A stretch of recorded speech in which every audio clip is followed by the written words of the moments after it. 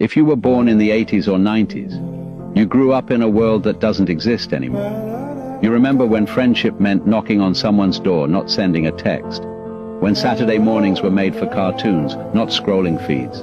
When happiness came from mixtapes, bike rides, and streetlights telling you it was time to go home. But here's what makes your generation different. You were the bridge.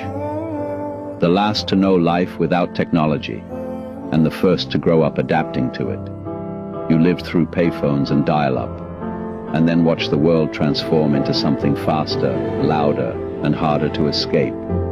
And maybe that's why people born in the 80s and 90s carry a certain ache, a nostalgia for simplicity, a quiet wish that joy could still feel as easy as it once did.